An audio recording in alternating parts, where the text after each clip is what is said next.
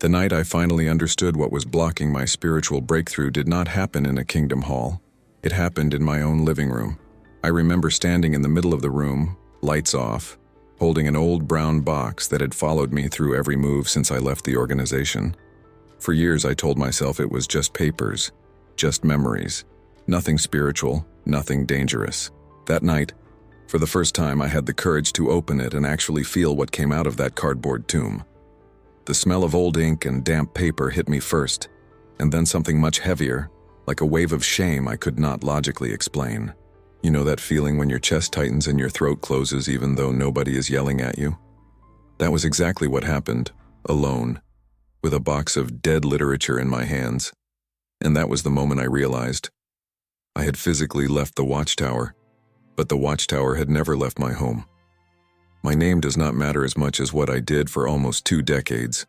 I served as an elder in multiple congregations across 2 states, sat in more judicial committees than I can count, attended confidential elders meetings where policies were explained that the average publisher would never hear, and spent years climbing a ladder I thought led to spiritual maturity but actually led to complicity.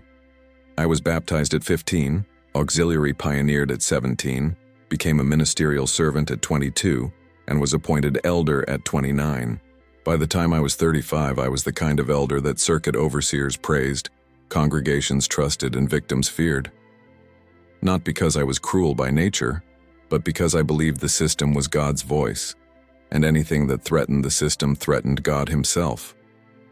I know the structure from inside, from the lowest publisher who goes door to door with a magazine bag, to pioneers who sacrifice education and careers to reach 70 or 90 hours a month, to ministerial servants who spend years waiting for a tap on the shoulder, to elders like me who carried keys to the kingdom hall and keys to people's deepest secrets, to circuit overseers who showed up twice a year to inspect our faithfulness, and all the way up to the governing body in New York whose words shaped every corner of our homes, our marriages, our parenting, and our conscience. When you live in that system long enough, your house becomes an extension of the kingdom hall without you even realizing it. Shelves full of bound volumes, Watchtower and Awake magazines stacked by year, books with titles like Organized to Do Jehovah's Will and Shepherd the Flock of God, hidden in places where only elders could access them, convention notebooks, pioneer school materials, circuit overseer visit agendas, letters from the branch marked confidential, photos of elders and their families smiling in matching suits and dresses. Every surface held something that reminded you of your role, your rank, your reputation. And even when you walk out, even when you are disfellowshipped or you fade, or you run in the middle of the night, many of those objects stay, silently preaching sermons you never agreed to listen to again.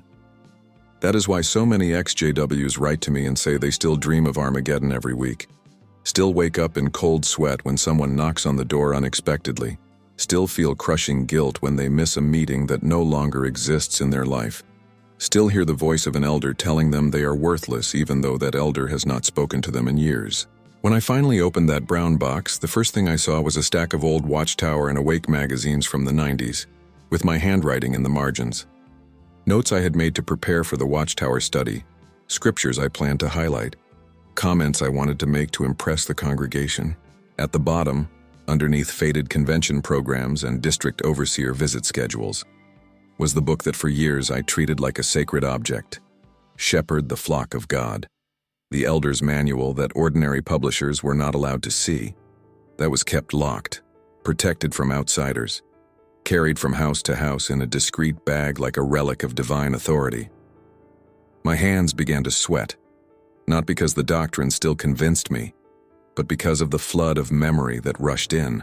Every page reminded me of a specific face, the sister who sat across from us crying because her husband was abusing her, and we told her to be more submissive and wait on Jehovah.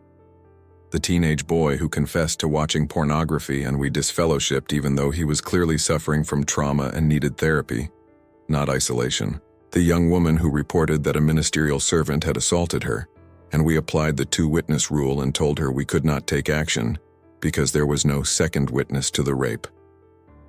You know what is strange?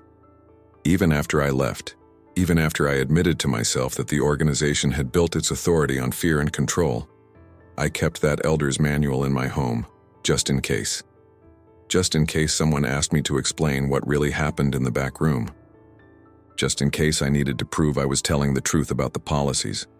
Just in case, deep down, part of me still needed to feel like an elder, like someone with special knowledge, like someone with access to secrets. That night, looking at the manual in my hands, I realized it was not just paper. It was a physical agreement with a system I knew had destroyed families, silenced victims, protected abusers, and taught me to confuse loyalty to an organization with loyalty to God. As long as that manual stayed in my home, part of me was still sitting behind that table in the back room of the Kingdom Hall, holding a pen, taking notes, nodding when another elder said we had to protect Jehovah's name, even if it meant sacrificing someone's healing. Maybe you also have something like that in your home right now. Maybe it is a box shoved under your bed that you have not touched in months or years. Maybe it is a drawer in your bedroom where you threw everything the night you left. Maybe it is a suitcase at the top of your wardrobe filled with things you could not throw away because you told yourself they are just memories or just history or evidence in case I need it someday. But here is the truth I learned that night. Objects are not neutral. They carry weight. They carry associations. They carry agreements. You tell yourself it is just paper, but every time you accidentally touch that box, every time you open that drawer to get something else and your eyes land on those magazines, a heavy feeling returns. An invisible pressure settles on your chest. A voice whispers in the back of your mind that you are never really free, that you are still being watched, that Armageddon is still coming for you, that the elders were right and you were wrong. Some of you left 5, 10, 15 years ago. You built a new life. You found new friends. Maybe you even found a new faith or a new community. But you still cannot understand why, on certain nights, your mind returns to the Kingdom Hall corridors, to the fluorescent lights buzzing during the meeting, to the sound of the closing song and the brother giving the final prayer while everyone stands in silence with their heads bowed. I am not here to give you superstition. I am not here to tell you that there is a demon hiding behind every book or that every photograph has a curse on it. But I am here as someone who sat inside the machine, someone who helped operate the machine, someone who hurt people with the machine, to tell you this. Objects can carry agreements. They can carry fear. They can carry shame. They can carry control. They can carry unfinished stories. And when you keep them close, when you honor them with space in your home, when you protect them from being thrown away, you are agreeing, consciously or not, to let them speak into your life. That is why, when we talk about spiritual breakthrough, when we talk about true freedom after leaving a high-control organization, we are not only talking about what you believe now, or what church you attend, or whether you pray. We are also talking about what you still host in your most intimate spaces, what you allow to remain on your shelves, in your closets, under your bed, and in your mind. As I began to take each publication out of that box, touching them one by one, memories turned into full scenes playing in my head like a movie I could not pause. The regional convention where I was first appointed as an elder, and I felt such pride walking onto the stage to shake the circuit overseer's hand while everyone applauded. The letter from the branch office commending our congregation for having the highest field service hours in the circuit, and how we hung that letter on the information board like a trophy. The photographs from our Kingdom Hall dedication ceremony, where everyone looked so happy, so unified, and yet now, looking at those same faces, I could point to each one and tell you what happened. That brother in the front row was later disfellowshipped for asking questions about 1914. That sister standing next to him left after her daughter was molested by an elder, and the judicial committee told her to keep quiet. That family in the back eventually faded because they could not afford to keep pioneering and were treated like spiritual failures. It was like every piece of paper, every photograph, had a voice that said, "You belong to us. You were formed by us. You owe us your loyalty. You can leave, but you can never truly escape." I realized in that moment that those magazines were not neutral decoration. They were altars to a version of God that kept my conscience chained long after I physically walked out of the Kingdom Hall. The fear of Armageddon, the terror of being shunned by everyone I loved, the idea that leaving meant eternal death, all of that was still being preached to me, not from a platform, Not from an elder on a stage, but from my own closet, from my own living room shelf, from my own bedroom drawer. Every time I walked past that box, even if I did not open it, something in me remembered. You were warned, you were told, you were taught. And if you are wrong, you will die at Armageddon, and it will be your own fault. That voice, that constant voice, was coming from the objects I had allowed to stay. There was one object in particular that almost made me close the box and push it back where it came from. It was a small black notebook, the kind you can buy at any office supply store, with no label on the outside. Inside that notebook, I had kept personal notes from dozens of judicial committees I participated in over the years. The organization tells elders not to keep records, to destroy notes after cases are closed, but many of us kept them anyway, secretly, because we wanted to make sure we could defend our decisions if someone questioned us later. In that notebook, names were reduced to initials. Sins were summarized in cold clinical phrases. JT, pornography, not repentant, DF announced. ML, adultery, repentant, private reproof. SK, apostasy, meeting scheduled, prepare questions. There were recommendations written in my own handwriting. Observe for 6 months, remove pioneer privileges, do not allow to comment at meetings, announcement to be made next service meeting. Holding that notebook in my hands, I could feel again the tension in that small back room at the Kingdom Hall. The plain table, the 3 elders sitting on one side, the accused sitting alone on the other side. The box of tissues placed in the middle of the table because we knew someone would cry. The sound of a sister trying not to sob too loudly because there were other brothers and sisters waiting outside in the main hall, wondering what was happening, whispering guesses to each other. I could hear again the rehearsed questions we asked. Do you believe this is Jehovah's organization?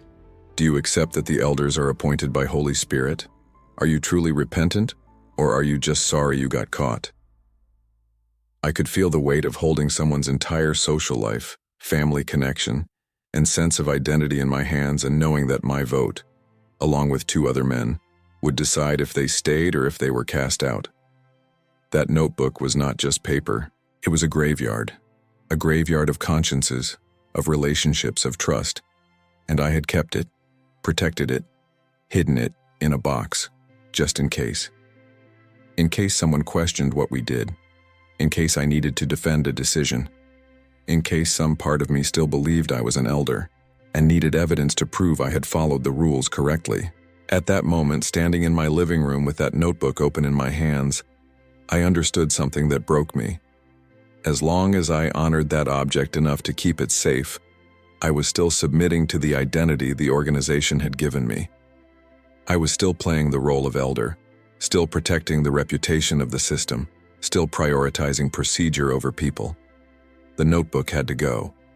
Not because it was magical, not because it was possessed, but because it represented an agreement I no longer wanted to make. You might think I am exaggerating. You might think, it is just a book, just a magazine, just a picture. It does not have power over me. But I want you to ask yourself something, and I want you to be completely honest even if no one else ever hears your answer. Which objects in your home still preach the old fear back to you? Which gift from an elder still sits on your shelf, holding a piece of your heart hostage every time you look at it? I have been in the homes of ex-Jehovah's Witnesses who escaped with nothing but their clothes, who left everything behind to get free. And yet when I visit them years later, on the main shelf in their living room, there is a Bible signed by the very elders who told them to stay with an abusive spouse, or a framed picture of the assembly hall where their disfellowshipping announcement was read to hundreds of people, or a gift given to them by a circuit overseer who later covered up child abuse in their congregation. When I gently ask why they still keep it, they say, "It is just a memory. I do not worship it. It does not mean anything anymore." But then, in the same conversation, they admit that every single time they walk past that object, they feel small, they feel dirty, they feel guilty. They feel like they are still that scared publisher sitting in the back row hoping not to be noticed. Objects carry stories, and when the story attached to an object is, "You are unworthy, you are rebellious, you are spiritually dead, you are better off destroyed than free," then that story does not just live in your memory. It lives on your shelf. It lives in your drawer. It lives in your closet. And every time you see it, touch it, or even sense its presence, that story gets preached to you again. You do not need an elder standing in your living room for the organization to still control your thoughts. The object does it for them. The magazine does it. The photograph does it. The gift does it. And the worst part is you might not even realize it is happening because you have trained yourself to ignore the tightness in your chest, to dismiss the anxiety that rises when you open that drawer, to call it just stress or just memories instead of recognizing it for what it is, a spiritual stronghold that has never been confronted. Standing in that living room, with the black notebook in my hands, I felt something inside me break. It was not a mystical sound. It was not a voice from heaven. It was not a supernatural experience. It was a simple, painful, liberating clarity. If I kept honoring this notebook, if I kept treating it like something valuable enough to preserve, I was honoring the very system that had silenced rape victims, that had protected pedophiles, that had taught me to confuse organizational loyalty with love for God, that had trained me to see people as cases instead of as human beings. I could not pretend to seek spiritual freedom. I could not pretend to want a breakthrough in my relationship with God and still treat this object like an archive worth saving. The breakthrough I had been praying for, fasting for, crying for, was not going to come from another sermon or another Bible verse or another worship song. It was going to come from a decision to stop honoring what had harmed me and others. I walked to the kitchen. I opened the trash bag, and for the first time in my life as a former elder, I put that notebook where it belonged. The fear rose immediately, like a wave crashing over me. What if you are destroying evidence? What if someone needs this information someday? What if you are disrespecting something sacred? What if God is angry at you for throwing away something related to his organization?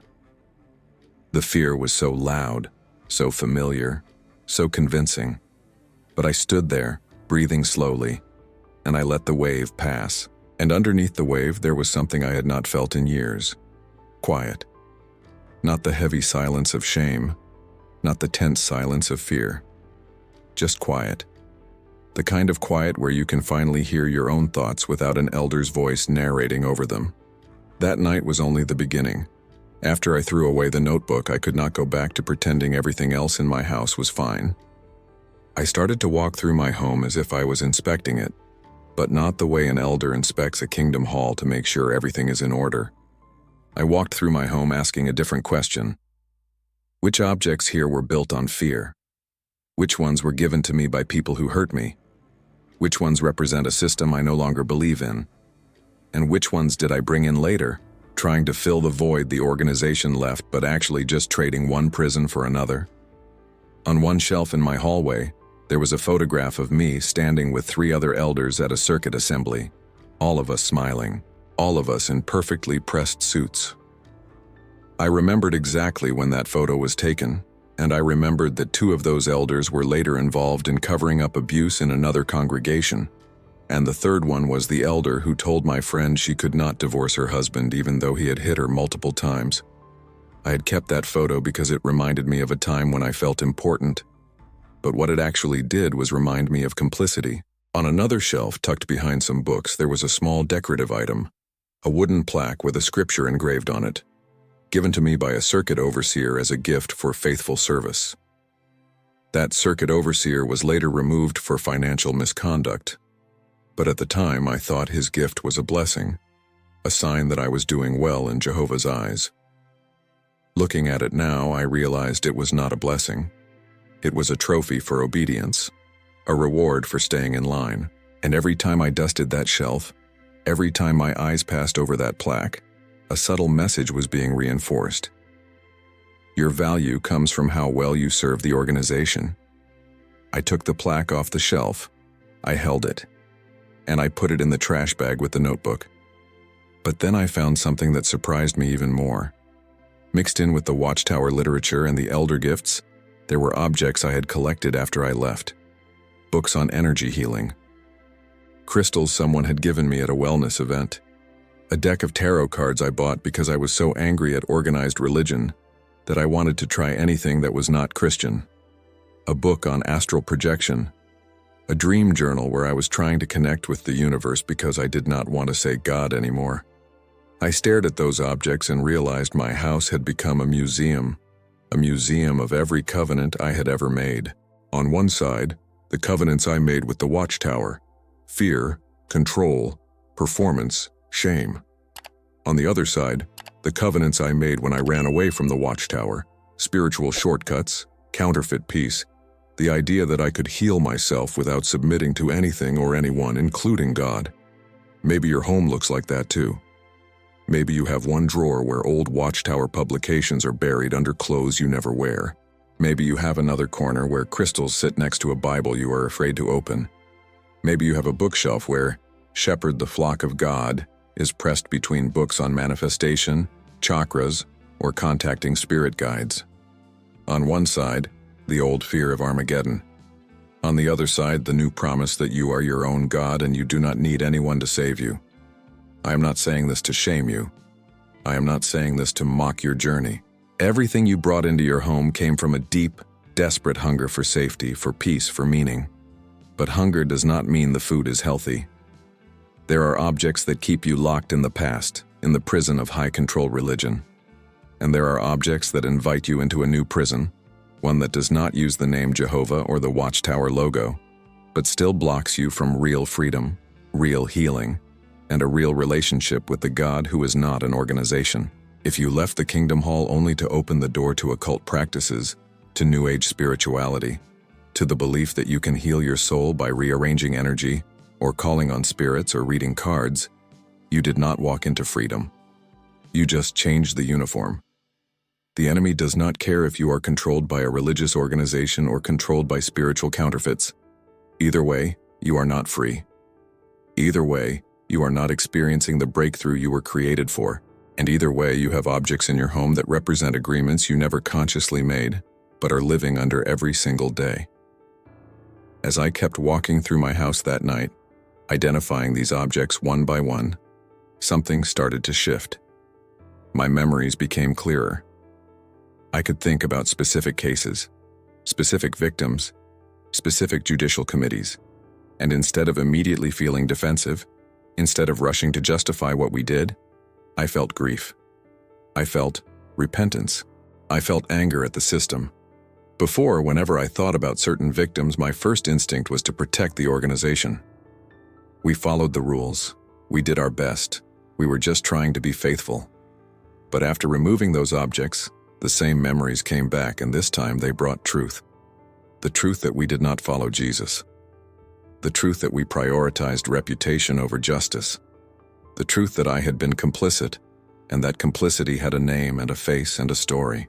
It was as if the physical things that represented my role as an elder had been whispering to me all along. You did the right thing. Do not question it. Do not look back. Do not let yourself feel guilty.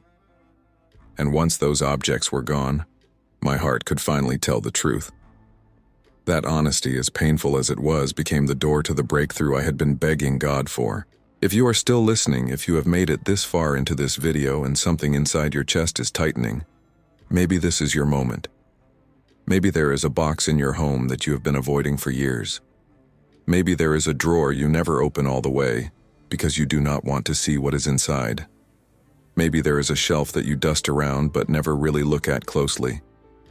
Maybe there is an object that you always justify keeping with the same phrase, "It is just a memory. It does not mean anything. I am over it." But the fact that you have to keep telling yourself that should be a sign. You do not have to convince yourself that something is harmless if it truly is harmless. I want to invite you, not with pressure, not with guilt, but with the companionship of someone who has walked this exact path, to walk through your home when this video ends. Touch the books, look at the pictures, hold the gifts, and ask one simple, honest question. What story does this object carry into my life? Does it tie me to fear? Does it tie me to shame? Does it tie me to control? Does it tie me to counterfeit spirituality? Or does it represent freedom, truth, healing, and the real God? If the answer is the first one, If that object carries fear or shame or control or something counterfeit, you already know what you need to do. You do not have to film it. You do not have to post it on social media. You do not need anyone's permission. You do not need an elder to approve it. You do not need a pastor to bless it. You can simply make your living room, your bedroom, your closets, your drawers, into territories of freedom instead of satellite kingdom halls or miniature temples to false spirituality. This is not superstition. This is alignment. It is aligning your physical space with the freedom you are already crying out for in your spirit. It is removing the things that preach a message you no longer believe. It is taking authority over your own home and saying, "Not anymore. You do not get to speak into my life anymore. You do not get to make me feel small anymore. You do not get to block my breakthrough anymore." When I finally finished that walk through my house, there was a pile in front of me. Old magazines and bound volumes, the elder's manual that I had once treated as sacred, convention notebooks, photographs of men who used authority to crush instead of protect, letters from the branch that I had saved like they were treasure, the wooden plaque, the notebook with initials and sins. And then, on the other side of the pile, the objects I had brought in after I left. The crystals, the tarot deck, the books that promised me I could find peace without God, the journals where I was trying to become my own savior. All of it in one pile. I did not feel heroic. I did not feel like a warrior. I felt like someone cleaning up after a very long funeral. A funeral for every version of myself that I had tried to be. Every system I had tried to serve. Every shortcut I had tried to take. I took a deep breath and I said a prayer. Not a polished prayer. Not the kind of prayer I used to say at the Kingdom Hall when everyone was listening. Just my own words, clumsy and honest. I said that I chose to break every agreement those objects represented. I said that I renounced the fear, the shame, the control, the lies, the counterfeit comfort.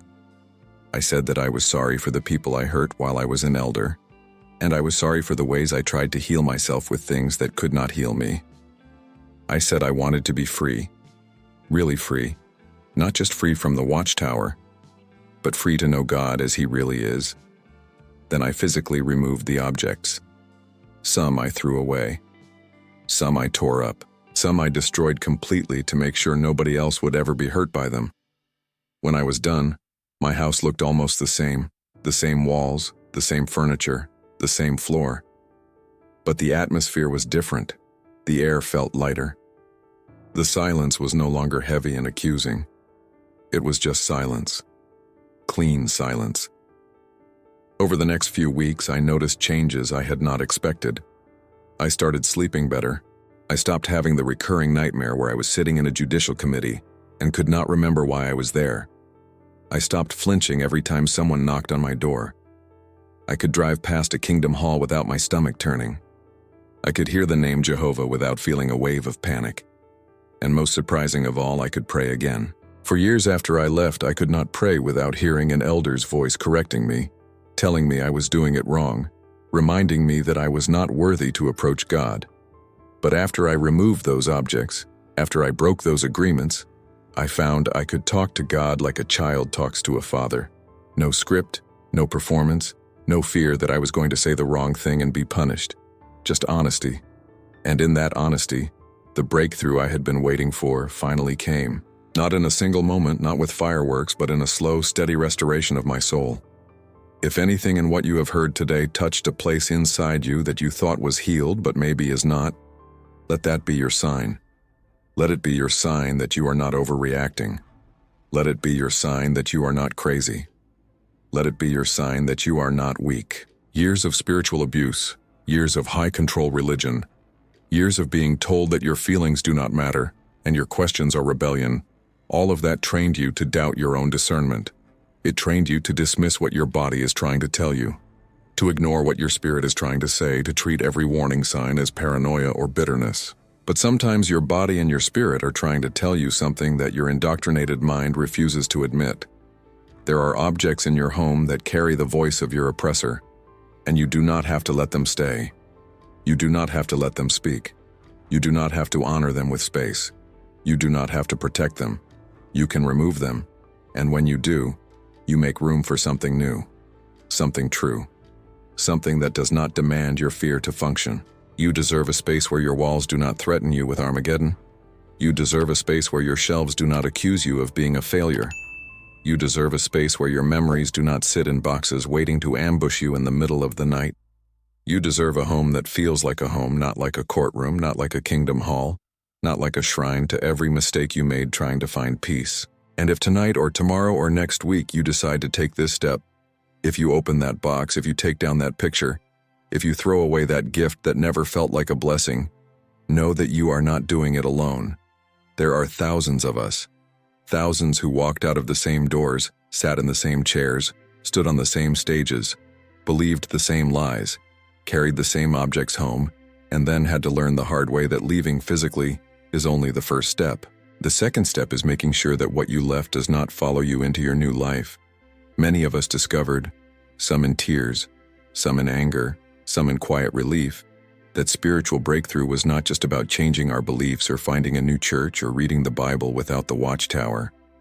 It was also about changing what we allow to remain in our most intimate spaces. Your living room can become a place of rest instead of a reminder of guilt. Your bedroom can become a place of peace instead of a museum of fear. Your kitchen table can be where you break bread with people who love you, not where you sit alone remembering the meals you used to share with a congregation that will not speak to you anymore. And if at any point during this message you felt like I was telling your story, if you felt seen, if you felt understood, let that be one more confirmation. You are not imagining this. You are not making it up. And you are not alone.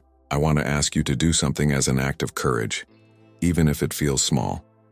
If this message resonated with you, if you recognize that there are objects in your home blocking your breakthrough, leave a comment below. You do not have to say what the objects are. You do not have to tell your whole story. You can simply write, "I am ready to clean house." That simple act, that public declaration, even if it is anonymous, even if nobody you know will ever see it, can be the first step in breaking the silence, breaking the shame, and breaking the agreement. And if you do take the step to remove those objects, if you walk through your home and make the decision to let go, come back and let us know. Not because I need to know, but because someone else who is watching this video a month from now, a year from now, needs to see that other people have done it and survived. They need to know that you can remove a box of Watchtower literature and not be struck by lightning. You can throw away a gift from an abusive elder and not lose God's love. You can get rid of occult objects you brought in later and not lose your sense of identity. If you found this video helpful, if it gave you clarity, if it gave you courage, share it with someone who needs to hear it. Share it with an ex-JW who is still struggling. Share it with a family member who left but is still carrying the weight. Share it with someone in your support group who talks about nightmares and panic attacks, but cannot figure out where they are coming from. This message is not just information. It is an invitation to freedom, and freedom is something we are meant to share.